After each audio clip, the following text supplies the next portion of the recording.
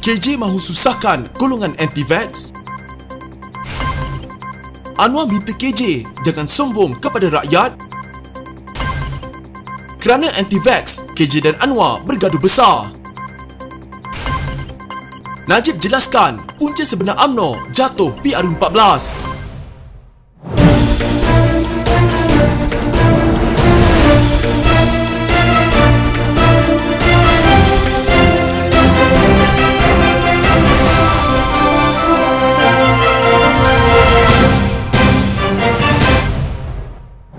Kita mungkin tidak akan melaksanakan satu federal mandate, iaitu mewajibkan di peringkat negara.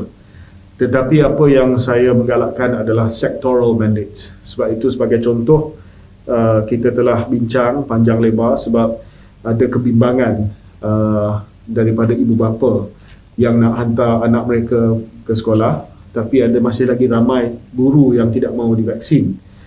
Sebab itu bila kita bincang, kita kata well, it cannot just be for the education sector, dia mestilah untuk public sector. So sekarang ini Ketua Pengarah Perkhidmatan Awam telah pun keluar berkeliling, mana pada November nanti adalah wajib untuk penjawat awam divaksinasi. Dan kita menggalakkan sectoral mandate ini kepada syarikat swasta.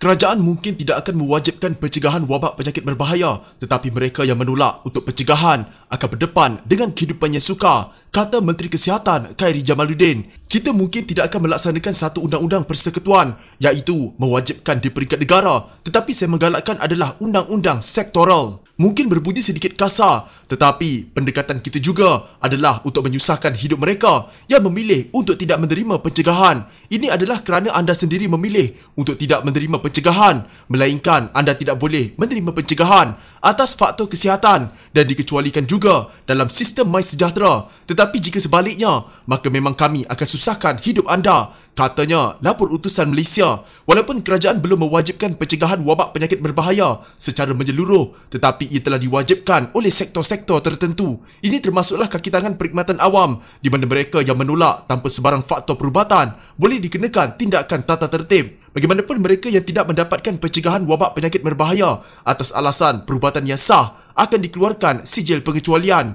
Pada masa sama, Khairy menegaskan KKM kemungkinan akan mewajibkan mereka yang menolak atau melengahkan penerimaan vaksin untuk menjalani ujian calit wabak penyakit berbahaya secara mingguan. Katanya kos tersebut tidak akan ditanggung oleh kerajaan. Dia berkata demikian dalam sidang akhbar selepas pelancaran 11th National Acute Myocardial Infarction Course atau NAMIC 2021 di Petaling Jaya, Selangor. Tambahnya, Ketua Pengarah Perkhidmatan Awam juga telah mengeluarkan perkeliling pada November nanti supaya penjawat awam diwajibkan pencegahan. Kita juga menggalakkan perkara ini untuk syarikat swasta, katanya.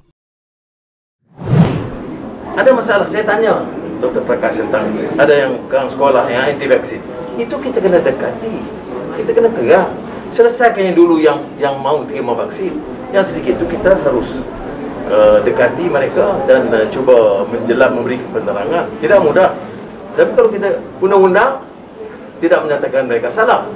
Jadi macam mana kita nak buat tekanan dalam keadaan undang-undang kata dia tak salah? Itu satu. Keduanya, pendekatan kita ni pendekatan merayu, memujuk, memberi penjelasan, memberi penerangan dan memberi jawapan. Kerana kumpulan anti-vaksin ni saya tidak sokong, tetapi kadang-kadang hujah mereka ada kuat juga. Jadi kita jawab dengan hujah.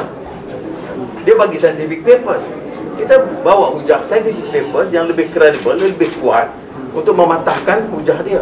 Jangan pakai dia fikir hukum. Ini cara sombong yang kita tak boleh terima.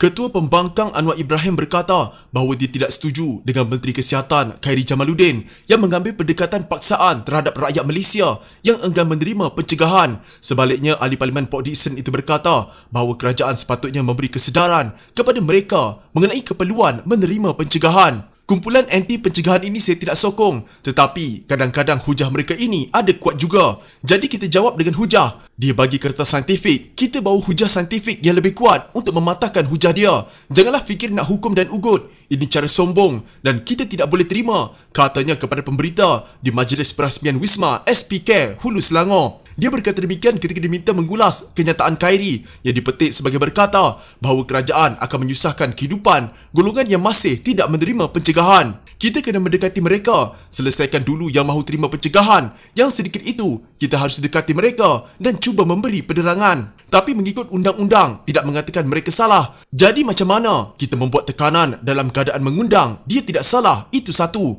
Keduanya, bila kata pendekatan ini kita merayu, memujuk memberi penjelasan, memberi penerangan dan memberi jawapan. Katanya, terdahulu dia merasmikan Wisma SP Care di antara Gapi, Hulu Selangor sebagai tanda penghargaan kepada lebih 150 kaki tangan yang bekerja di 12 cawangan klinik SP Care semasa wabak penyakit berbahaya. Turut hadir Ahli Parlimen Hulu Selangor, Jun Liao Siat Hui. Pengasasnya Dr. Satya Prakash Nadarajan berkata bahawa sehingga kini telah membantu memberi bakul makanan kepada lebih 3,000 keluarga di kawasan Hulu Selangor. Selain itu, mereka juga mengadakan pelancaran majlis kempen derma darah sebagai persiapan awal menghadapi isu kekurangan darah di Pusat Darah Negara dalam situasi wabak penyakit berbahaya ini.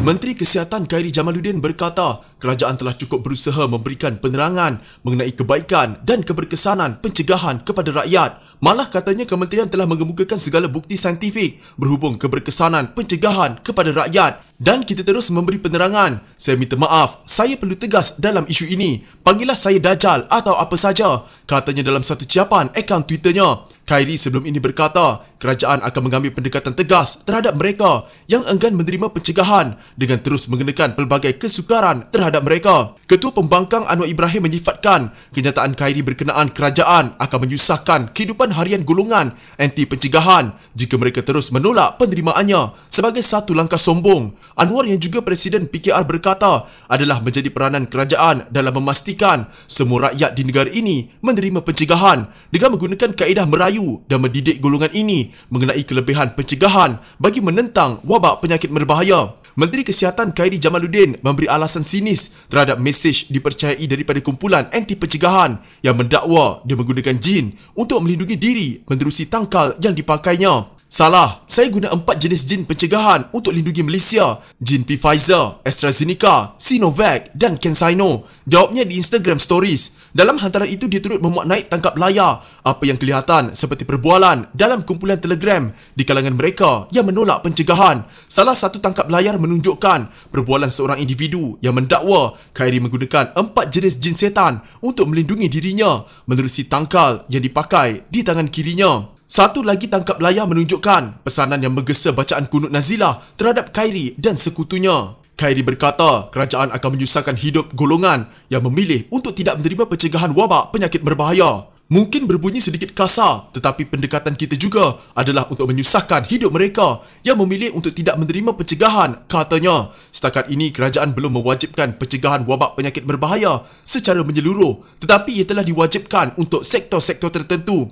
Ia termasuk bagi kaki tangan perkhidmatan awam, di mana mereka yang menolak tanpa sebarang faktor perubatan boleh dikenakan tindakan tata tertib. Susulan kenyataan itu, Khairi menerima kritikan antaranya daripada Ketua Pembangkang Anwar Ibrahim yang tidak bersetuju dengan pendekatan itu yang disifatkannya sebagai paksaan dan sombong. Sikap suka menunjuk-nunjuk kemewahan dan belagak didakwa menjadi punca UMNO kalah dalam pilihan raya umum ke-14 lalu, kata Presidennya Najib Razak. Jelas Najib, hakikatnya kemewahan dan penguasaan material bukanlah penentu kepada kerajaan parti terbabit. Katanya ia akan menjadi lebih parah kalau individu atau pemimpin parti menunjuk-nunjuk lebih sangat. Sebaliknya, kata Najib, pembawaan pemimpin UMNO dengan cara yang merendah diri dan disukai rakyat menjadi penentu kepada kemenangan mereka dalam PRU ke-15 nanti. Kemewahan dan material bukan penentu kejayaan. Malah kalau kita menunjuk-nunjuk lebih sangat, orang kata belagak. Itulah punca kekalahan kita dalam PRU ke-14. Orang tak suka pada pemimpin yang belagak, suka menunjuk-nunjuk kemewahan ataupun sombong dari segi sikap atau pembawakan, katanya ketika berucap merasmikan persidangan cawangan UMNO bahagian pekan. UMNO dan Barisan Nasional di bawah kepimpinan Najib gagal mendapatkan kejayaan seperti yang dialami parti itu sejak berpuluh-puluh tahun lalu dalam PRU yang diadakan pada 2018 lalu. Ia sekaligus membuka kepada lembaran baru politik negara apabila Pakatan Harapan yang ketika itu berjaya membentuk kerajaan pusat buat pertama kali. Kejayaan itu juga menyaksikan bekas Perdana Menteri Dr. Mahathir Mohamad kembali menerajui negara buat kali kedua. Bagaimanapun, pada Februari tahun lalu, Kerajaan Pakatan Harapan tumbang selepas bersatu pimpinan Muhyiddin Yassin dan sekumpulan ahli parlimen PKR dipimpin Muhammad Azmin Ali bertindak meninggalkan Pakatan Harapan. Najib berkata UMNO kini perlu kembali menjadi tonggak kerajaan dan menerajui negara jika mahu melihat kestabilan politik kembali terjamin. Katanya UMNO dan Barisan Nasional telah berjaya membukti keupayaan membentuk kestabilan politik yang hebat dan tiada tolok banding jika dibandingkan dengan negara lain. Kalau kita inginkan zaman tersebut, era tersebut perlulah kembalikan. Maka kita kena pastikan dalam PRU ke-15 akan datang, UMNO dapat muncul sebagai parti tonggak yang menubuhkan kerajaan kerana parti itu mempunyai bilangan kerusi terbesar bersama anggota kita dalam Barisan Nasional. Sama ada kita akan ada rakan-rakan lain, sekarang ini masih lagi menjadi tanda tanya pada kita semua, katanya.